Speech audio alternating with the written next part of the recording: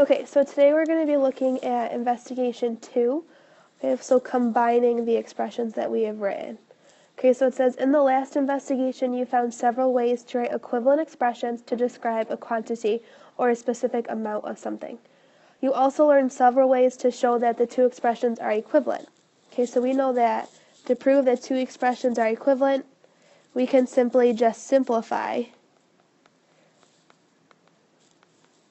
and see if the two expressions are the exact same thing. Okay, so you were able to answer questions such as, are the expressions equivalent? How do you know? Okay, so when we looked at our border tiles, we were able to say, okay, well, I included all of the tiles, therefore the expressions are equivalent. I could simplify them and see that they're exactly the same. It says, if the expressions are equivalent, what information does the expression represent?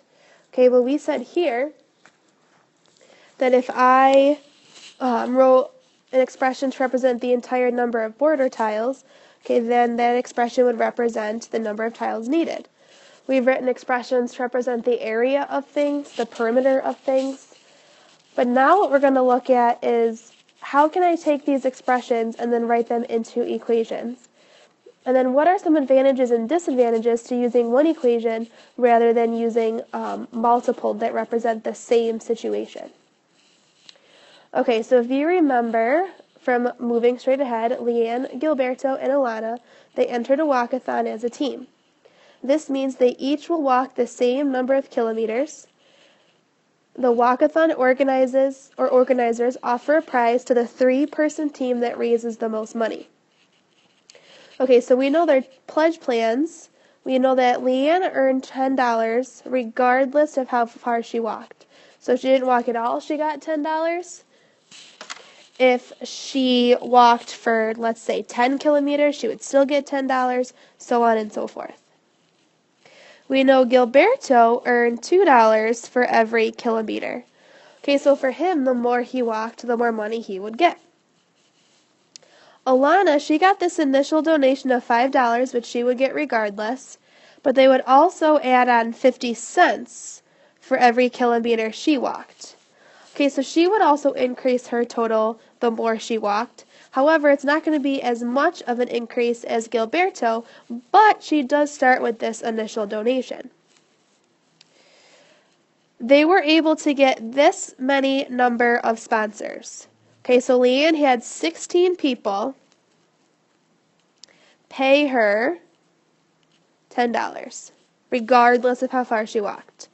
Gilberto had 7 people that would give him $2 per kilometer. And Alana had 11 people that gave her a $5 donation and 50 cents per kilometer. We still don't know exactly how many kilometers she walked, or they walked. Okay, but we do know the number of sponsors that they had. So what we're going to do is we're going to write equations then to represent the total amount of money each student will raise for walking a certain number of kilometers. And we're going to use the fact that we know the number of sponsors each student was able to get. Okay, so we said that Leanne has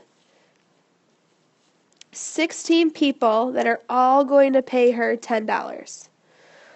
Okay, so her money would simply just be equal to $160 regardless of how far she walked. Gilberto, we said, had 7 people that are each going to pay him $2 per kilometer.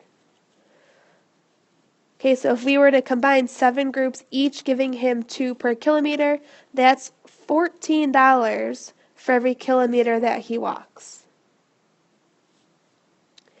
Alana, she had 11 people who all gave her a $5 donation plus 50 cents per kilometer.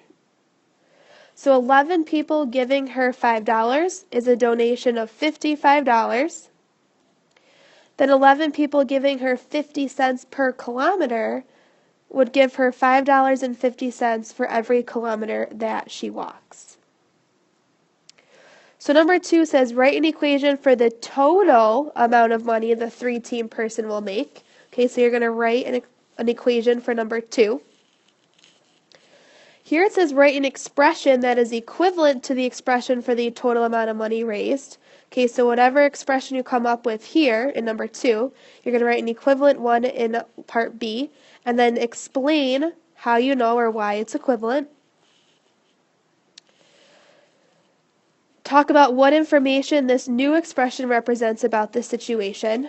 Okay, so if I was to combine all 3 participants, what does that mean? Suppose each person walks 10 kilometers.